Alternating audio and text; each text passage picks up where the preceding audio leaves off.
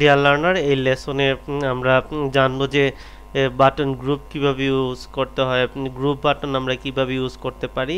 তো যেমন এখানে কিন্তু এক্সাম্পল দেওয়া আছে যে আমি গ্রুপ বাটন কিভাবে ব্যবহার করতে পারি।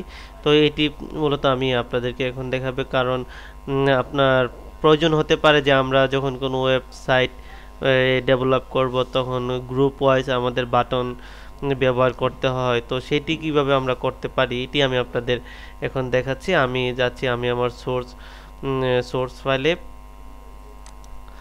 ফাইলে গিয়ে আমি আমার ফোল্ডারে ঢুকলাম।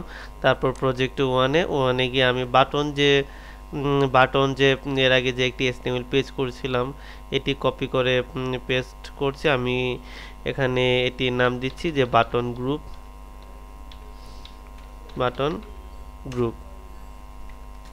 আমি এটিকে এডিট করব, edit with notepad plus plus. দেখুন এখানে কিন্তু আমি আপনাদেরকে আগে যেটি দেখিয়েছিলাম যে বাটন, এখানে বাটনের ব্যবহার আমরা করছিলাম এক্সাম্পল বাটন। তো আমরা এখন এক্সাম্পল বাটন না দিয়ে আমরা এখন এক্সাম্পল বাটন গ্রুপ আমরা দিব। এখানে আমরা কীভাবে গ্রুপ ব্যবহার করতে পারি এটি আমরা এখন দেখব। তো আমি বেসিক যে এক্সাম্পলটি দেওয়া আছে আমি বেসিক এক্সাম্পলটি কপি করছি। আমি কপি করে আমি আমার এই কন্টেইনারের ভিতরে আমি এই ডিবির মধ্যে আমি আমার যে কোডটুকু কপি করেছি আমি কোডটুকু আমি দিয়ে দিলাম এখানে।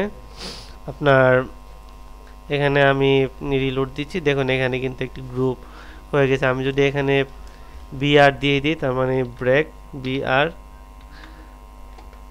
আমি এখানে বিআর দিলাম, তারপর মানে এটি নিচের লাইনে চলে এসেছে। আমি একটি গ্রুপ করেছি, আমি যদি আরও একটি গ্রুপ করতে চাই এখানে আমি আরও একটি গ্রুপ করছি। এখানে টোটাল 3টি গ্রুপ করেছি আমি বাটন গ্রুপ।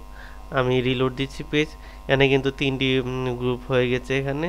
তো আমি যদি চাই এটির স্টাইলগুলোকেও আমরা চেঞ্জ করতে পারবো এখানে। লাইক আমি যদি এখানে দেই প্রাইমারি,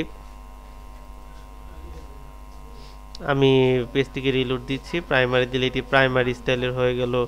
তারপর আমি যদি এখানে